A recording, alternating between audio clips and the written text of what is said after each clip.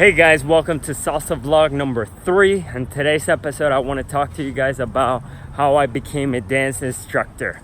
But before that, let me tell you, I'm filming this episode right before I start to practice my daily practice. I'm competing at the World Salsa Summit in 2019 in January. My first solo salsa competition. I'm so excited for that. And I want to take you through my journey to see what it takes to be the #1 dancer in the world. I'm hoping to win this competition, and I want to share with you guys my training and all the work that goes into it, okay?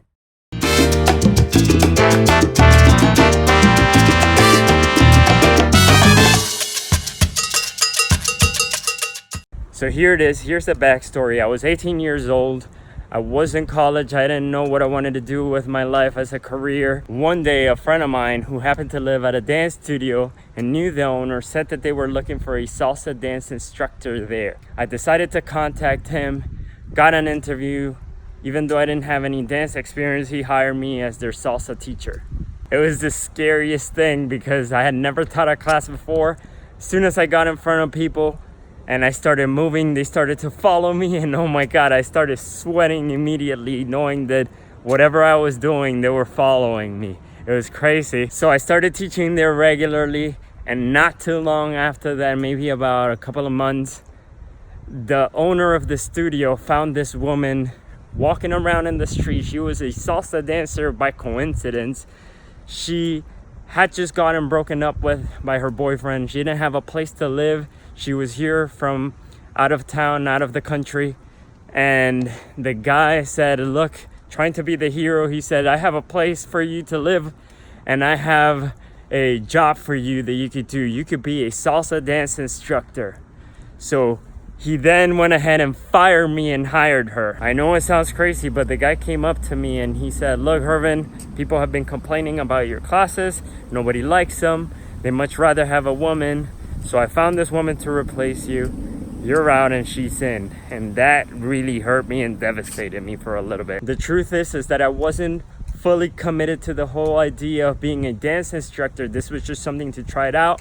I didn't love the studio where I was teaching, but I loved teaching the people. One good thing that happened though is that one of my students who I was teaching said, hey Hervin, I want you to be my dance instructor. I'm gonna open up a dance studio. This business seems really easy and I want you to teach for me. So I laughed at him and I said, okay, sure. Yeah, I'll be your dance instructor. Whenever you have your studio, call me and I'll be there. I disregarded it. Anyway, so I had lost my job, and because of some personal problems that I was having at home, I decided to take on a job at a restaurant. And oh my God, that was the best learning experience that I've ever had in my life. That restaurant job taught me to never do anything that I don't love to do.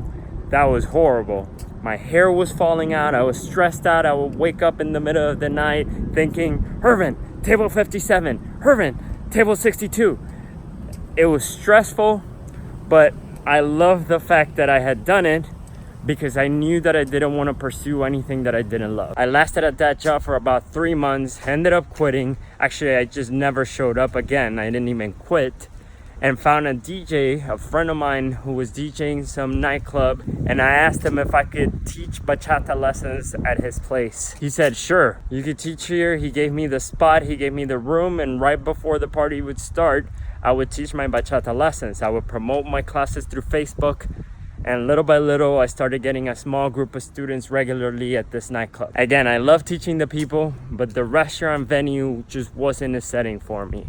I'm more of a studio person. I didn't like teaching people that were out there drinking and didn't want to learn. They just wanted to have fun. Nothing wrong with that, but it's not what I wanted to do. So I did those classes for a few months until eventually the spot died out. And again, being out of a job completely frustrated me, having personal problems at home, until one day, randomly, I get a call from my old student who said, hey, look, Hervin, I found a studio and I want you to teach for me. I want you to be my dance instructor. I was blown away. Oh my God. So I went to check out the place and it was amazing. It was a beautiful dance studio.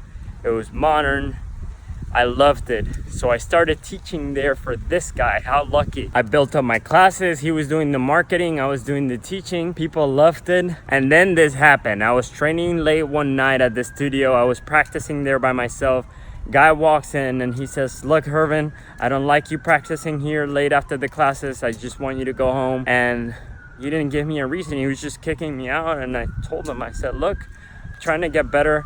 And this is eventually going to benefit you too, because if I'm a really good instructor, you're going to get more clients. We're going to make more money. It's going to be awesome. He didn't think that that was a good idea. He just didn't want me there. I don't know why till this day. We ended up having a fallout. I ended up leaving that studio, and again, I'm back to uncertainty. Months pass by and I'm still wrestling with the idea what I should do with my life. Should I pursue the safe route?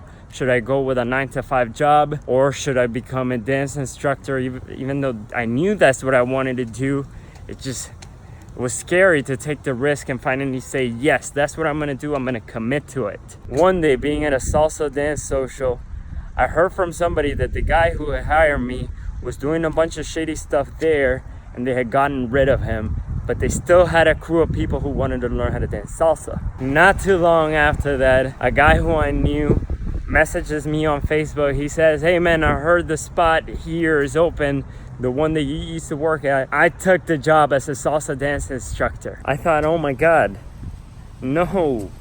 That was my chance. I could have taken that job. So going on for 2 weeks about how I could have taken the job, I kept on wrestling with the whole idea of being a dance instructor until I finally said, you know what? It's better to do something that you love, and even if it leads me to live under a bridge broke, but I'd rather do that and be happy than have a job that I hate for the rest of my life. So the point of this video is to tell you guys, I'm smiling because the bridge is not too far away, but I'm happy. Just kidding. So after I made that decision, not 2 days passed by when I get a random phone call from the front desk girl who was working at the studio where I used to work. She said, there was a guy here who came to teach salsa classes. He did it for about 2 weeks. He didn't like it and he left.